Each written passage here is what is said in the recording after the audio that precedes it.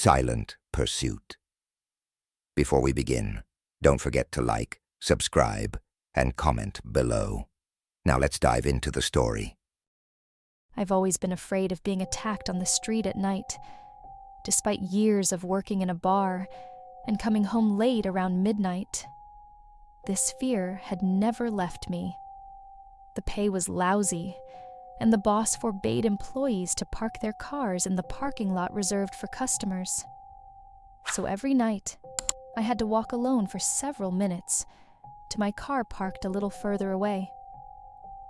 One day, as I was talking to one of my friends, she told me about this application. Don't you know this app? It's called Are You Being Followed? Or AYBF for short. Basically, the app detects the waves of nearby cell phones, and if the algorithm notices that a signal is following you, the app sends you a notification, she explained. Some say it also detects ghosts and supernatural creatures that give off particular waves. But I think that's bullshit to attract views on TikTok, she added. I couldn't quite figure out how it worked, but she assured me that the algorithm was never wrong, and that it had already allowed her once to be alerted early enough to be safe from a strange guy one night. I downloaded it, figuring it couldn't hurt. One evening, as I was walking down the street clutching my coat, I felt my phone vibrate in my pocket. It was the app that had sent me a notification, and on the screen simply appeared the message, "You are being followed." I slowed down and looked around. The street was deserted, only the wind sounding in my ears. Perplexed, I continued walking, the sound of my solitary footsteps echoing around me. A minute later, I received another notification. "You are being followed." With no one behind me, I wondered if it was a bug or if this app was literally a scam. "Boo!" I jumped and shouted, and right in front of me was my colleague, Ian, wallowing in laughter. Sorry, I couldn't help it. "Here, you forgot your tips."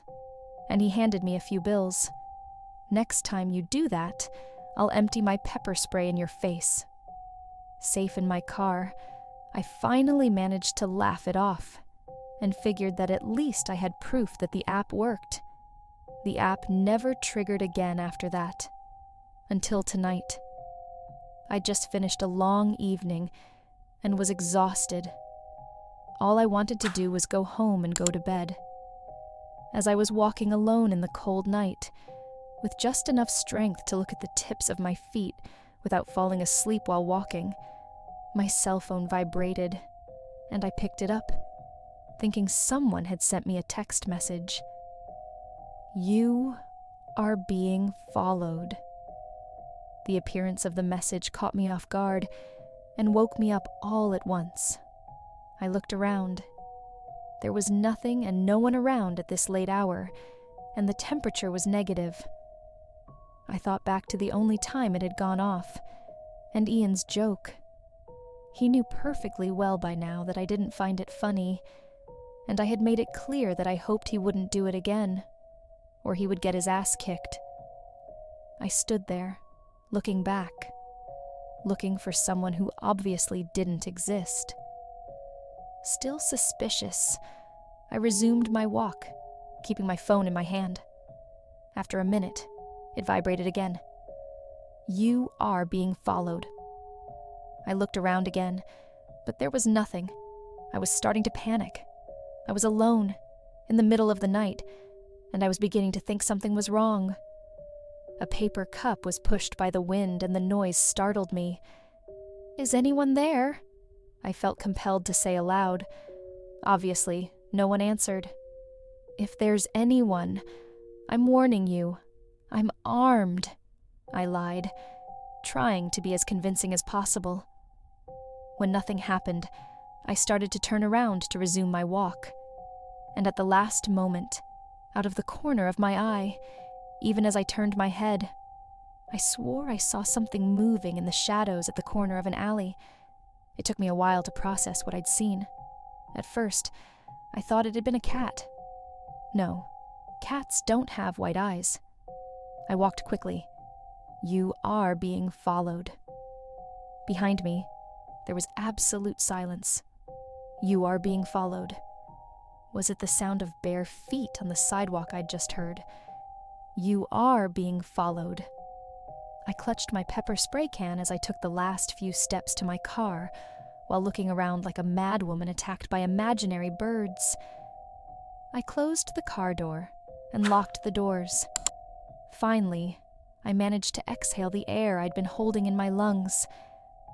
I didn't wait any longer, not wanting to linger here, and started the engine. Once home, I took a shower and got ready for bed. It had been a strange night.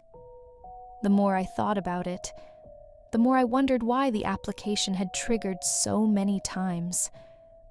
Wasn't it possible that there had been a malfunction, and I just imagined what I thought I was hearing and seeing because of the stress?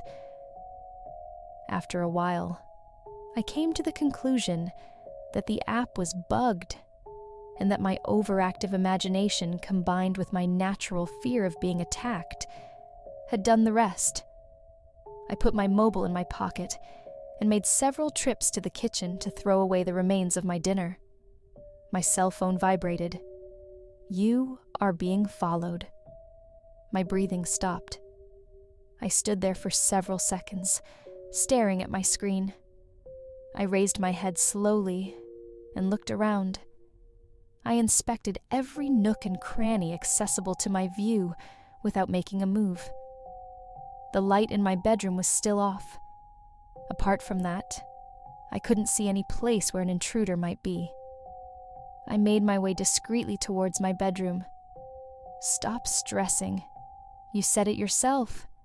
This app doesn't work. I continued walking slowly and put my hand on the light switch just to the left of the door. I pressed it. I took a few steps inside, but without a doubt, no intruder, ghost, or monster had entered my room.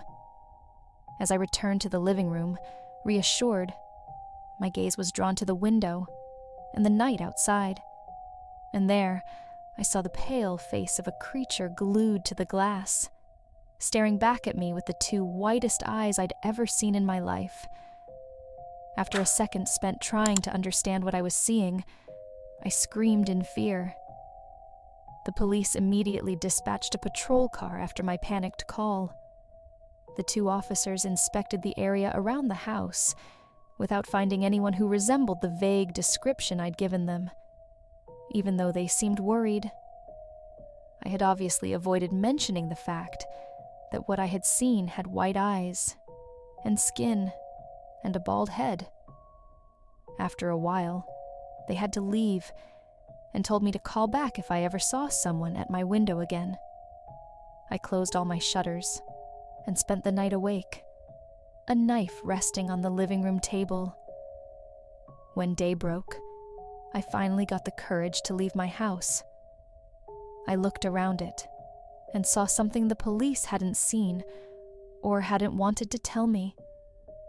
Just below the window where I'd seen this thing, there were dozens and dozens of bare footprints going from left to right, towards all the other windows.